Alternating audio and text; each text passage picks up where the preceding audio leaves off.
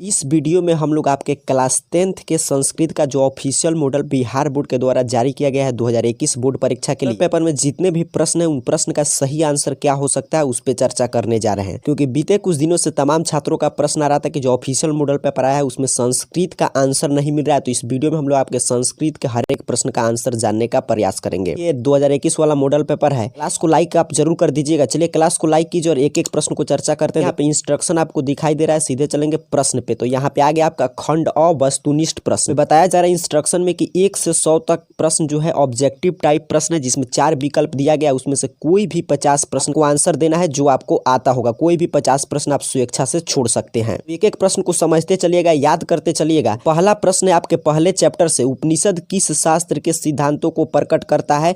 तो दर्शन शास्त्र के सिद्धांत को प्रकट करता है। ये सही आंसर हो जाएगा। दूसरा नंबर प्रश्न कह रहा है सत्यमेव जयते किस उपनिषद में है? तो ये भी आपके पहला पाठ से प्रश्न लिया गया। सत्यमेव जयते मुंडकोपनिषद में है, तो इसका भी ये आपको सही आंसर कर देना है। आगे बढ़ेंगे, तीसरे नंबर प्रश्न की बात करेंगे। तीसरा नंबर प्रश्न कर रहा है किसकी गुफा में आत्मा निहित है? तो बिल्कुल आसान प्रश्न है, जीवों के शरीर रूपी गुफा में आत्मा निहित है।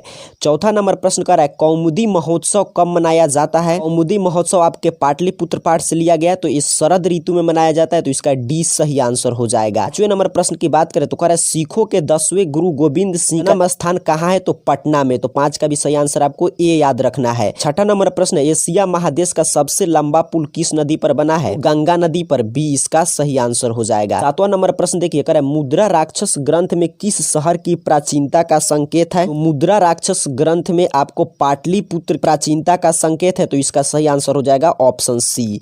8 नंबर प्रश्न कह रहा है अपनी रचना काव्य मीमांसा में पाटलिपुत्र की प्राचीन सरस्वती परंपरा का उल्लेख किसने किया है? काव्य मीमांसा पाणिनि के द्वारा लिखा गया, तो इसका सही आंसर हो जाएगा ऑप्शन बी। 8 का राइट आंसर होगा। 9 नंबर प्रश्न कर रहा है शिव प्लस उपासक की संधि क्या होगी? शिव प्लस उपासक की आप संधि करेंगे तो ए इसका सही आंसर होगा, शिवोपासक इसका सही आंसर हो जाएगा। 10 नंबर प्रश्न कर रहा है महानगरम में कौन सा समास है? तो महानगरम में तत्पुरुष समास है, तो ए इसका सही आंसर आपको याद रखना है। 11 नंबर प्रश्न की बात करें प्राचीनम में कौन सा उपसर्ग है? तो प्राचीनम में आपका र उपसर्ग लगा हुआ है, तो इसका सही आंसर हो जाएगा ऑप्शन ए। आगे बढ़ेंगे, 12 नंबर प्रश्न की बात करेंगे। 12 नंबर प्रश्न आपको दिखाई दे रहा है, कह रहा है सदैव में किन वर्णों की संधि हुई है? तो इसमें अ प्लस ए मिलकर ए बनाए हैं, तो इसका आंसर हो जाएगा ऑप्शन ए। 13 नंबर प्रश्न है बिना के योग में कौन सी विभक्ति है? बिना के योग में आपकी तृतीया विभक्ति है। नंबर प्रश्न है हारे रुतमर्ण सूत्र का उदाहरण वाक्य कौन है? तो इसका सही आंसर देखिए बिल्कुल आसान है, सी नंबर दिखाई दे रहा है, सह सुरेशाय सतम धारयति। 14 का सी सही आंसर हो जाएगा। 15 नंबर प्रश्न कर रहा है मुनि शब्द के तृतीया बहुवचन का रूप क्या होगा? मुनि शब्द का तृतीया बहुवचन का रूप मुनि भी होता है, तो डी इसका सही आंसर आपको कर देना है।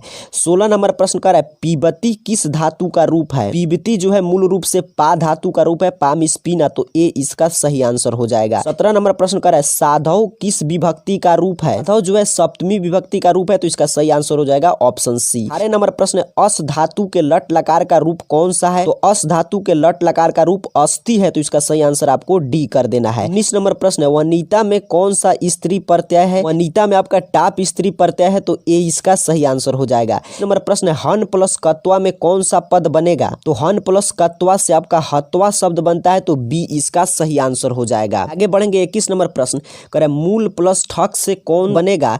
तो इस शब्द से आपका मौलिक शब्द बनेगा, क्योंकि ठक के स्थान पे इक हो जाता है, तो मौलिक हो जाएगा। इस नंबर प्रश्न लोट लकार उत्तम पुरुष एक वचन का रूप कौन सा है? तप्ती आपको जो दिखाई दे रहा है यही लोट लकार उत्तम पुरुष एक वचन का रूप है। 23 नंबर प्रश्न की बात करें तो कह रहा है पीतम पद का प्राकृतिक प्रत्यय क्या होगा? कि पूछा है कि पीतम में आपका कौन सा प्राकृतिक प्रत्यय लगाकर पा धातु में बनाया गया है पीतम। 23 नंबर प्रश्न का सही आंसर हो जाएगा पा प्लस कत, डी इसका सही आंसर होगा। इस नंबर प्रश्न है किस शब्द में दा प्रत्यय है? तो देखिए इसमें दिखाई दे रहा है आपको दा में दा प्रत्यय है, तो 24 का सी सही आंसर हो जाएगा। आगे बढ़ेंगे, 25 नंबर प्रश्न देखिए कर रहा है अंतरम का सही संधि विच्छेद क्या होगा? प्रश्न बिल्कुल आसान है। आपका संस्कृत का तैयारी कितना हुआ ये प्रश्न मैं आपको होमवर्क के तौर पे छोड़ रहा हूँ, नीचे इसका सर आप कमेंट बॉक्स में जरूर दीजिएगा 25 का सही आंसर क्या होगा। आपको इसका सही संधि विच्छेद करना है। एक प्रश्न आपके लिए होमवर्क के तौर पे छोड़ा जा रहा है, इसका आंसर नीचे कमेंट बॉक्स में जरूर बता दीजिएगा।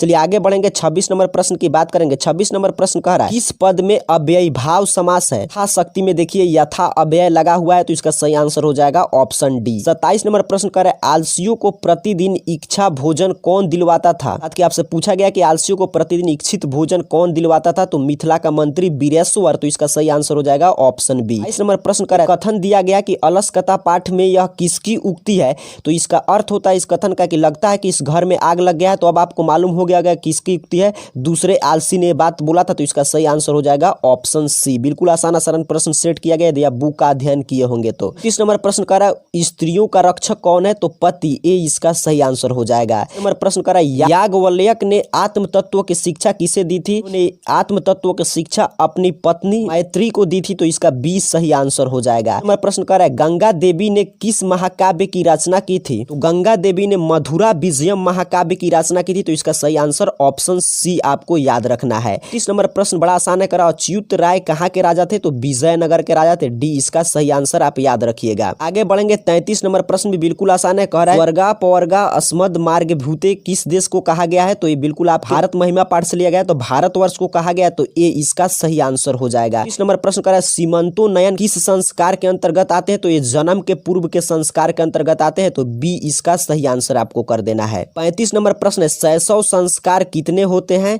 तो 6 होते हैं, इसका आंसर याद रखिएगा ऑप्शन सी राइट आंसर हो जाएगा। 36 नंबर प्रश्न की बात करें तो पूछा जा रहा है, कन्यादान किस संस्कार में होता है, तो विवाह संस्कार में, इसका डी सही आंसर आपको याद रखना है। 37 नंबर प्रश्न की बात करें, कह रहा है नीति श्लोका पाठ के आधार पर अविश्वासी पर विश्वास कौन करता है, सही आंसर हो जाएगा ऑप्शन ए, अधम लोग जो होते हैं वो अविश्वासी पर भी विश्वास कर लेते हैं, तो ए इसका सही आंसर याद रखिएगा। नंबर प्रश्न की बात करें तो कह रहा है, सूखा वहा क्या है, पूछा है कि सुख दिलाने वाला क्या है, तो अहिंसा, ऑप्शन बी इसका सही आंसर हो जाएगा। ये सभी आपके पाठ्य पुस्तक से प्रश्न लिए गए हैं। 39 नंबर प्रश्न कर रहा है, मनोहर में कौन सा संधि है, तो बिल्कुल आसान है, विसर्ग संधि है, तो इसका सही आंसर हो जाएगा ऑप्शन सी। 40 नंबर प्रश्न, शब्द में प्रति उपसर्ग नहीं है, का प्रभाव में प्रति उपसर्ग नहीं है, तो इसका सही आंसर हो जाएगा ऑप्शन डी। बाकी सभी में देखिए प्रति उपसर्ग दिखाई दे रहा है। पढ़ेंगे 41 नंबर प्रश्न की बात करेंगे। 41 नंबर प्रश्न कह रहा है, चिवानम आलय का समस्त पद क्या होगा, इस प्रश्न का सही आंसर हो जाएगा ऑप्शन ए सचिवालय। 40 नंबर प्रश्न की बात करें तो कहा गया किस समास का पहला पद संख्यावाचक होता है, तो इस समास का परिभाषा ही पूछा गया। द्विगु समास का यही परिभाषा होता है कि जिसका पहला पद संख्यावाचक हो, तो ऑप्शन सी इसका सही आंसर हो जाएगा। 43 नंबर प्रश्न कह रहा है, छात्र पत्राणी पतंती वाक्य में वृक्षात पद में पंचमी विभक्ति किस सूत्र से हुई है,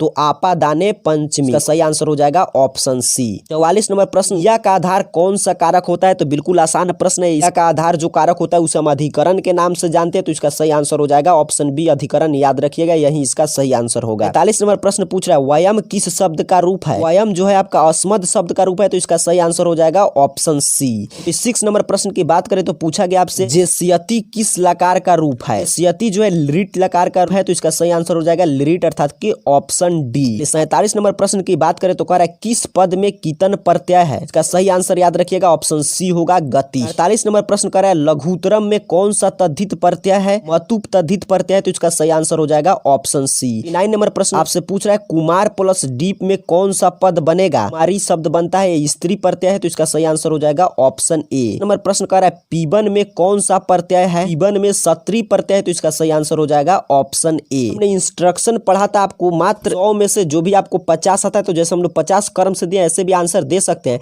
बट ये सभी प्रश्न महत्वपूर्ण है, इसलिए आगे के भी हम लोग प्रत्येक प्रश्न की चर्चा करते हैं। और नंबर प्रश्न की बात करें तो कह रहा है, राम परवेश राम की प्रतिष्ठा कहाँ थी, कि राम परवेश राम की प्रतिष्ठा जो है अपने राज्य और केंद्र के प्रशासन में है, तो इसका सही आंसर हो जाएगा ऑप्शन सी। 52 नंबर प्रश्न कह रहा है, राम परवेश राम क्या कर रहा था जब शिक्षक ने पहली बार उसको भीकन टोला में देखा, तो वह खेल रहा था, तो इसका सही आंसर हो जाएगा ऑप्शन ए खेल रहा था। 53 नंबर प्रश्न की बात करें तो कह रहा है, रात्रि जागरण त्याग कर मूल शंकर कहाँ गए, तो रात्रि जागरण को त्याग करके शंकर जो है गुरु की खोज में चले गए, तो ऑप्शन सी इसका सही आंसर होगा। 44 नंबर प्रश्न आपसे पूछा जा रहा है कि स्वामी दयानंद ने सत्यार्थ प्रकाश की रचना किस भाषा में की, इन्होंने अपने मातृभाषा में स्वामी दयानंद ने सत्यार्थ प्रकाश की रचना की थी, अर्थात कि हिंदी, सी इसका सही आंसर होगा। नंबर प्रश्न कर रहा है, रामचंद्र जी ने शोभने संबोधन का प्रयोग किसके लिए किया है, रामचंद्र जी ने शोभने संबोधन का प्रयोग आपके मंदाकिनी के लिए किया, मंदाकिनी ऑप्शन ए, तो गंगा दिया गया, तो ऑप्शन सी इसका सही आंसर हो जाएगा। 6 नंबर प्रश्न, दान धर्माधिकम चरुत भवान बाघ को यह उपदेश किसने दिया था, तो धार्मिक पुरुष ने, तो इसका सही आंसर हो जाएगा ऑप्शन बी।